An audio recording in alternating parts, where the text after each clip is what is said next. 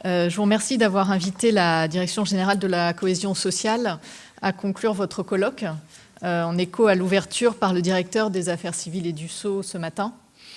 Je crois que ça montre toute l'interministérialité de cette question et le souci que nous avons de travailler ensemble, d'un bout à l'autre de la chaîne. Votre colloque a rassemblé de nombreux intervenants du secteur sur un thème qui est un thème d'avenir, j'y reviendrai un peu plus tard. Et j'essaierai également de brosser quelques perspectives pour votre secteur, qui, avec le vieillissement de la population, est, à n'en pas douter, un secteur porteur pour l'avenir. Mais laissez-moi d'abord expurger une question qui est, je le sais, dans toutes les têtes, même si vous n'en avez pas parlé dans les toutes dernières questions, mais presque, celle des moyens financiers et de la tarification. Nous en sommes tout aussi conscients que vous. Des crédits de financement public ne font pas une politique publique en soi, mais ils y concourent largement. Je ne peux pas dire le contraire, me battant tous les jours pour avoir plus de crédits. Donc, je vais vous parler juste quelques minutes de la mise en œuvre de la réforme du financement des mandataires judiciaires. Elle est entrée en vigueur au 1er septembre. Elle a fait, pour une politique publique qui d'habitude ne fait pas beaucoup parler d'elle, sauf quelques scandales parfois et qu'on regrette, pourtant un certain bruit médiatique. Cette réforme avait été annoncée dès le précédent projet de loi de finances et nous y avions travaillé ensemble pendant quelques mois. Et elle a pris un retard auquel nous ne nous attendions pas à cette époque de l'année. Cette réforme, elle entraîne des conséquences pour les personnes protégées elles-mêmes d'abord, en accroissant leur participation au coût de la mesure. La franchise pour les revenus excédant le montant de l'AAH sur l'année est supprimée et remplacée par un faible taux de participation. Pour les revenus inférieurs à l'AAH, bien entendu, la franchise demeure. Et les taux de participation sur chaque tranche ont été revus. Ça, c'est le principe de la réforme. Vous le savez, cette mesure, elle est rentrée donc en vigueur au 1er septembre. Et depuis, elle a suscité de nombreuses interrogations. La participation financière de la personne protégée est plafonnée au coût de sa mesure, y compris désormais pour les mesures exercées par les services mandataires, avec des coûts de référence qui sont fixés. L'année de référence des ressources à prendre en compte pour calculer la participation financière a changé. Et ça peut susciter des interrogations. À compter du 1er janvier 2019, mais donc pas jusqu'au 1er janvier 2019, l'année de référence devient l'année N-1, alors que c'était N-2. Ce sont des changements qui ne sont pas négligeables, nous savons, et que le ministère des Solidarités et de la Santé assume pour contribuer à l'effort budgétaire. Mais ce sont des changements qui nécessitent de la pédagogie, encore plus avec les majeurs protégés qu'avec ceux qui les protègent. Comme il y a de nombreux questionnements, et qu'on savait que ça allait faire de nombreux questionnements sur à la fois l'interprétation du décret et les modalités techniques d'application, nous avions prévu, dès l'été, de passer des informations et des documents aux services déconcentrés et aux fédérations. Mais il s'avère que ces documents ne sont pas suffisants, et nous assumons qu'ils ne soient pas suffisants. C'est pourquoi nous engageons à la DGCS, à très court terme, à préciser ces dispositions pour faciliter la mise en œuvre et pour la rendre homogène sur le territoire, pour qu'il n'y ait pas d'application différente d'un bout à l'autre. Donc il conviendra de préciser le montant de l'AAH à prendre en compte, puisqu'on sait que ça a pu poser question, l'AAH annuelle, et l'impact sur les bénéficiaires de cette allocation. L'intention du gouvernement, elle était très claire, elle ne souffre pas de discussion. Dans notre esprit, et c'était aussi celui du Conseil d'État quand on a passé le décret. Le montant de l'AAH à prendre en compte, il intègre toutes les revalorisations de l'AAH intervenant au cours de l'année considérée, 1er janvier au 31 décembre.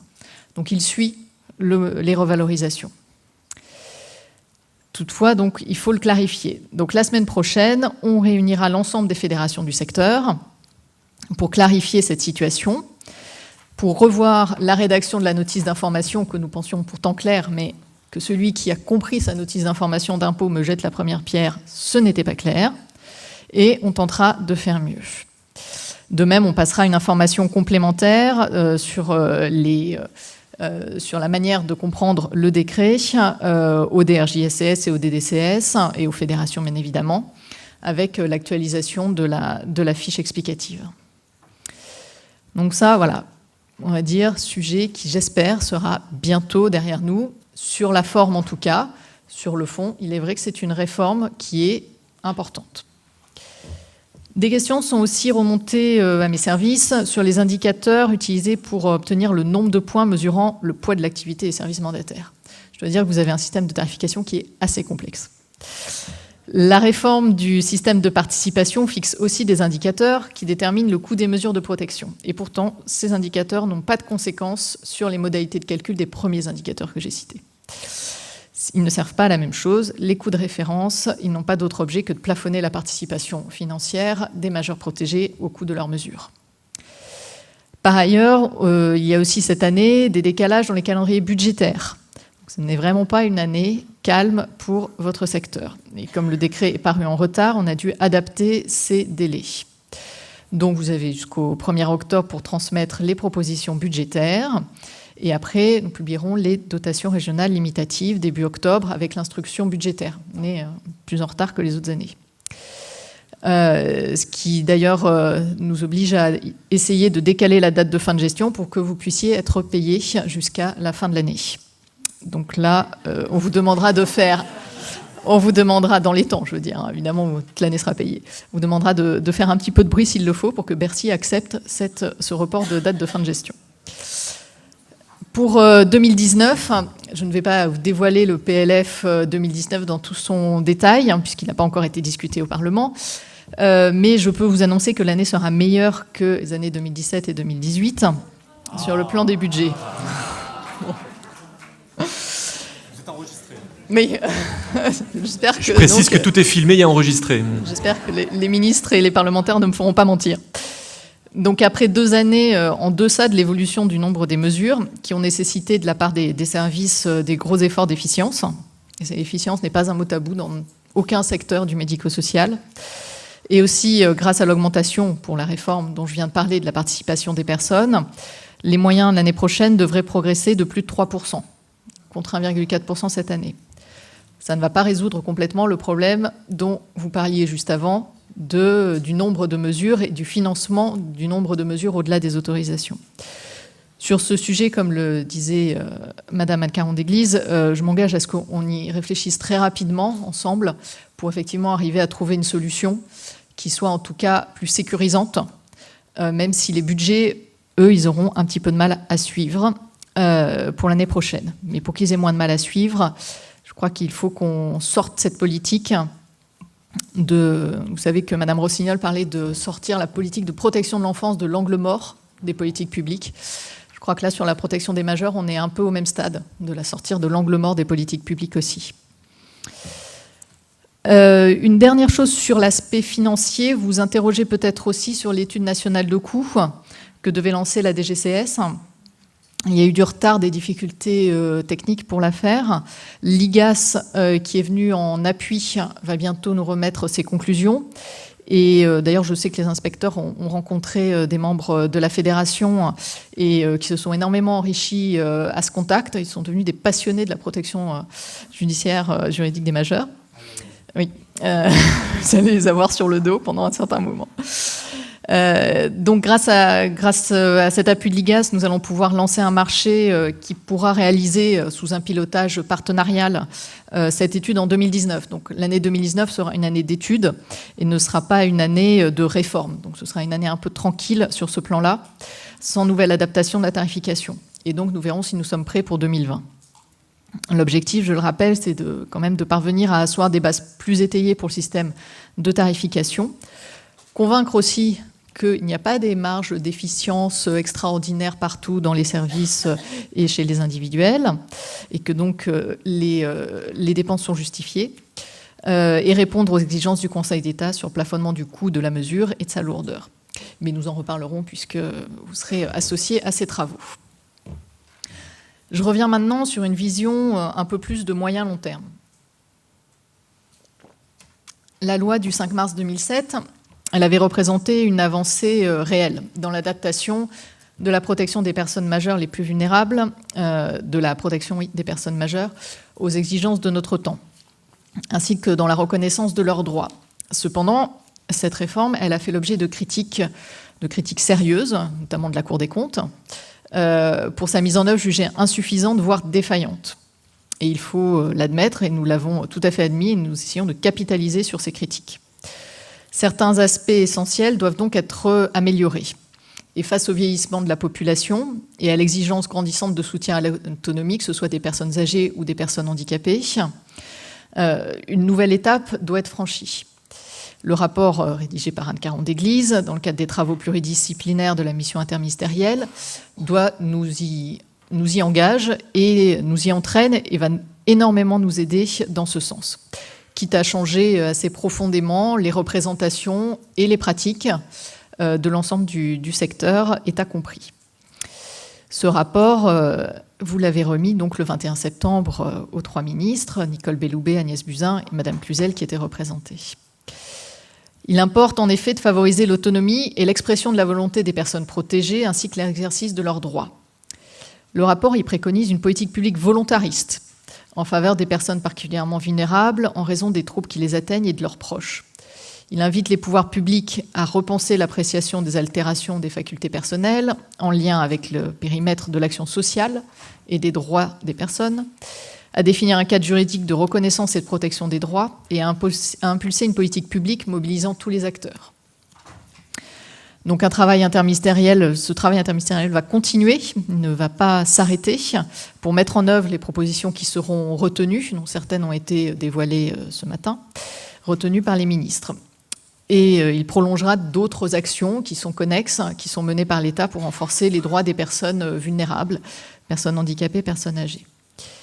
Certaines propositions, donc le directeur des affaires civiles du Sceau vous l'a dit ce matin, seront intégrées dans le projet de loi de programmation 2018-2022 et de réforme pour la justice, donc avec une échéance très proche, extrêmement proche, soit à une échéance un peu plus lointaine, puisque c'est en 2019, dans le projet de loi autonomie, qui sera porté par la ministre des Solidarités et de la Santé, en fonction des arbitrages retenus, mais c'est une option tout à fait envisagée, suite à la concertation sur grand âge et dépendance et autonomie qui démarrera le 1er octobre, donc lundi. Mais aussi donc, pour les mesures de moyen terme qui nécessitent encore davantage de réflexion ou qui n'auraient pas abouti à ce stade dans le cadre de toute manière, ou qui ne nécessitent pas de mesures législatives, dans le cadre d'une feuille de route pour la protection juridique des majeurs. Donc nous participerons évidemment, la DGCS, à ces différents chantiers, en plus de ceux que nous pouvons déjà animer, en particulier pour accompagner les professionnels et les familles en charge de la protection. Donc je voudrais d'ailleurs aborder quelques thèmes en particulier.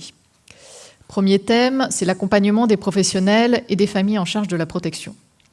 Vous l'avez dit juste avant, il y a un enjeu d'amélioration de la formation des mandataires et de la valorisation de leur mission. Je crois que nous en sommes conscients, nous partageons cet enjeu. Pour les mandataires, c'est un enjeu de consolider le statut et la formation et d'améliorer l'image de la profession et du secteur, de mieux la faire connaître et de valoriser ses missions. La DGCS a installé un groupe de travail pour élaborer un référentiel d'éthique et de déontologie pour ce métier. C'est un projet effectivement structurant auquel vous participez à la Fédération. Les finalités de ces travaux, nous les voyons un peu plurielles. C'est à la fois d'aider les professionnels dans l'exercice de leur mission, au regard de leur questionnement éthique, donner des clés, et plus généralement d'améliorer l'exercice de la protection des personnes dans le respect de leurs droits et de leurs souhaits, et d'harmoniser les pratiques. Ces travaux y constitueront un point d'appui pour poursuivre la professionnalisation du secteur, valoriser la profession, mieux faire connaître ce métier. Les missions des mandataires sont en effet peu ou mal connues, mal interprétées, y compris des institutions et des professionnels des secteurs sanitaires, social et médico-social qui pourtant doivent travailler tous les jours avec vous. Il y a beaucoup de préjugés. Et puis les familles, les personnes elles-mêmes préfèrent sans doute ne pas penser à cette étape de leur vie, qui n'est pas toujours provisoire, qui arrive peut-être parfois à la fin, ou qui peut durer au contraire très longtemps pour des personnes handicapées.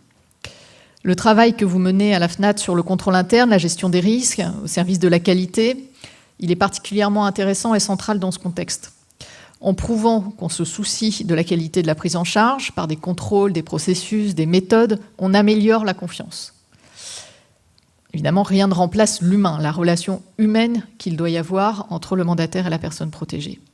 Mais faire voir et connaître qu'on n'est pas en roue libre, qu'on est bien soucieux de la qualité, c'est un élément essentiel pour construire la confiance. Et si la confiance du public est accrue dans le métier de mandataire, s'il est mieux connu, alors il sera possible d'améliorer son image. En tout cas, j'y crois. Dans le prolongement de ces travaux, il conviendra de réfléchir à l'adaptation donc, et au renforcement de la formation des mandataires. C'est un métier effectivement complexe, plus complexe que sans doute le grand public ne l'imagine. La réforme de 2007 dans ce domaine, avec la création du certificat national de compétences, fut un progrès. Mais plus de 10 ans après la publication de cette loi, cette formation, elle doit être adaptée à la diversité des personnes protégées et à l'évolution de leurs besoins. Elle doit également être renforcée en tenant compte des lacunes constatées. On a plusieurs solutions dans ce cadre-là. Vous en avez évoqué certaines dans votre rapport, Madame Caron-Déglise. En tout cas, elles devront être expertisées dans le cadre de la feuille de route et leur impact précisément évalué. Dans ce double objectif de connaissance du métier et d'attractivité aussi de la profession, parce que comme pour beaucoup de professions médico-sociales, l'attractivité est une question qui est de plus en plus lancinante, nous réfléchissons, je vous propose en tout cas que nous réfléchissions l'an prochain à une campagne de communication nationale. Même si des mesures alternatives à la protection judiciaire se développent, même si le rôle des familles s'accroît, en tout cas c'est la volonté, nous aurons toujours besoin collectivement de votre métier et que des personnes s'y intéressent et embrassent cette carrière. Des jeunes et des moins jeunes qui doivent connaître ce que cette carrière peut leur apporter.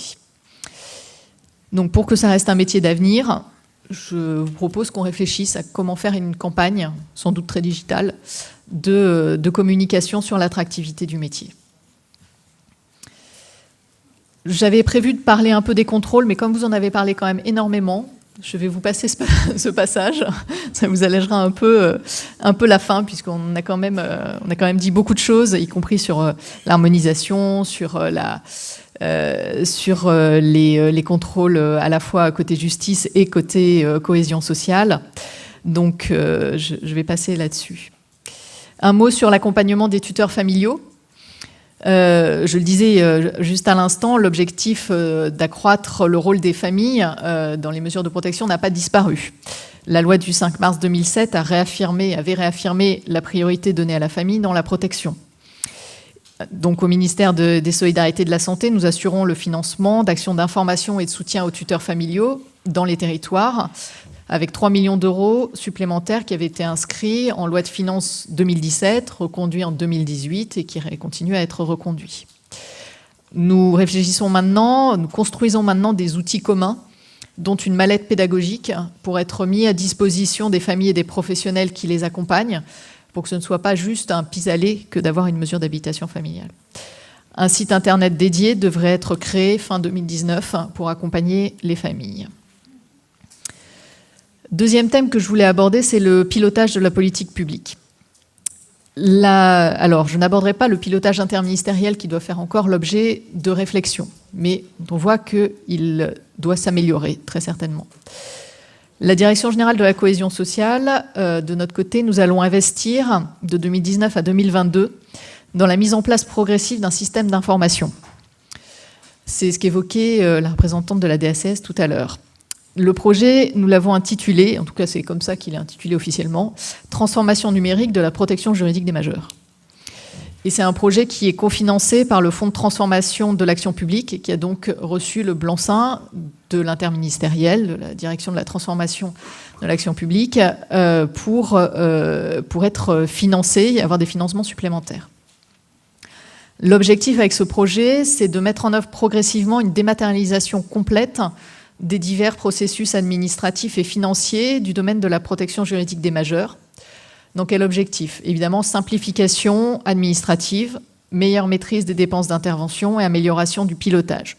Vous faire gagner du temps dans les démarches administratives que vous avez à faire envers les services de l'État et nous faire gagner du temps dans les services déconcentrés et même au niveau national pour le pilotage général et statistique de la politique.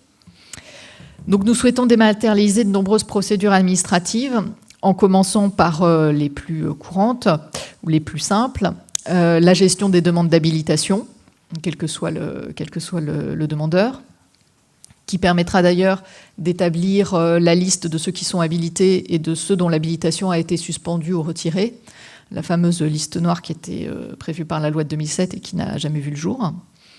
Dématérialiser aussi la tarification pour éviter les ressaisies et pour faire des tarifications plus rapides, les tarifications et facturations. Dématérialiser la collecte des données de pilotage qui sont effectuées dans le cadre des enquêtes annuelles et qui sont aujourd'hui sur tableau Excel, ce qui est un petit peu pas très moderne. Dématérialiser les déclarations semestrielles pour les mandataires individuels, etc., etc. Voire, et c'est tout à fait dans notre plan de charge, dématérialiser ce qui est en lien entre la justice et la cohésion sociale, et notamment l'attribution des mesures. La corrélation entre l'attribution des mesures et les capacités des services à faire en fonction de leur autorisation. Et donc, bien évidemment, dans ce chantier, qui est un chantier un peu de longue haleine, mais qui va être conduit en mode agile pour une partie, donc avec des résultats rapides dès l'année 2019, les acteurs concernés au niveau national et local seront associés. Donc, nous travaillerons avec le terrain, avec des services déconcentrés, et très certainement, nous ferons appel à des bonnes volontés des services mandataires pour venir travailler avec nous sur les spécifications et venir tester les outils avec nous. Troisième thème, garantir les droits des personnes protégées. Vous vous interrogez, vous êtes sans doute interrogé ce matin, sur la mesure unique de protection.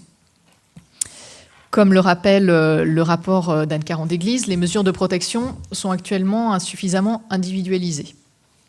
La création d'une mesure unique de sauvegarde des droits, qui remplacerait les régimes de protection actuels, et en particulier le régime de tutelle, peut permettre cette adaptation à la protection de chaque personne. Le terme de tutelle, il est vrai, est assez stigmatisant et assez refusé, mal vécu par les personnes concernées et par leur famille. Le sujet de la mise en place de cette mesure n'est pas encore arbitré. Il y a de nombreux préalables qui doivent être d'abord discutés et évalués. En effet, ce n'est pas tout de dire qu'il faut une mesure unique, il faut tout ce qui l'accompagne et qui permet de la mettre en œuvre. Une réforme des procédures d'entrée dans le dispositif de protection judiciaire. Il faut penser évaluation médicale des capacités, évaluation médico-sociale, pluriprofessionnelle, multidimensionnelle, parcours des personnes, lien avec les évaluations déjà existantes pour ne pas refaire 50 fois l'évaluation d'une personne. La mesure unique devrait de plus s'appuyer sur un renforcement de l'accompagnement, dans une logique de parcours individualisé. La personnalisation de cette protection, il résonne très bien avec la réponse accompagnée pour tous, pour les personnes handicapées, qui a été généralisée sur l'ensemble du territoire.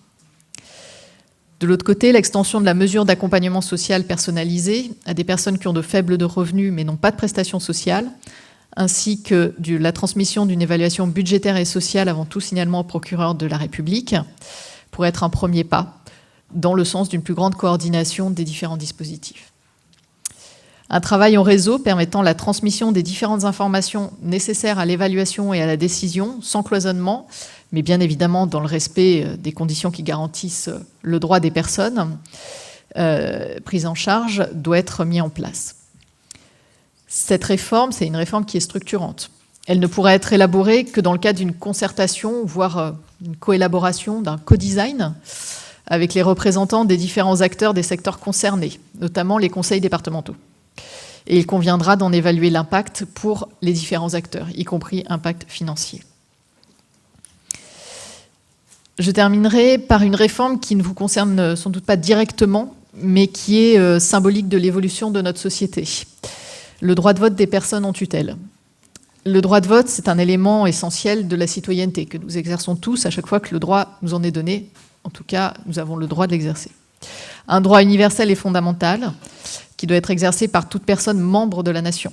Le président de la République a rappelé, lors de son discours devant le Congrès à Versailles le 9 juillet dernier, son objectif de permettre aux personnes en tutelle le retour au droit de vote. C'est comme ça qu'il a dit dans son discours. En effet, aujourd'hui, 83 des personnes qui sont en tutelle sont privées de ce droit. Ce pourcentage, il ne paraît pas logique, il paraît beaucoup trop élevé. Un travail interministériel a été mené pour avancer sur ce sujet. Il devrait déboucher prochainement par l'inscription de nouvelles dispositions dans le projet de loi de programmation pour la justice. Pour beaucoup de personnes, c'est sans doute qu'un symbole, Mais pour les personnes concernées, personnes handicapées ou personnes âgées, c'est la reconnaissance concrète de leur pleine participation à la vie de la cité, comme les autres, comme vous autres, et avec tout le monde. Mesdames, Messieurs, je termine donc sur cette note optimiste sur le droit de vote. Beaucoup de travail nous attend encore d'ici la fin de cette année même, et aussi l'année prochaine, avec toutes les suites à donner au rapport. Je sais compter sur votre professionnalisme au service des personnes protégées. Je ne parle pas de dévouement, je parle de professionnalisme. Et sur votre coopération pour que les réformes que nous mènerons aboutissent dans les meilleures conditions. Je ne parle pas de dévouement parce que le dévouement, souvent, ça sous-entend qu'on ne se fait pas payer pour le dévouement. Or, ce n'est pas le cas. Nous avons tous un rôle.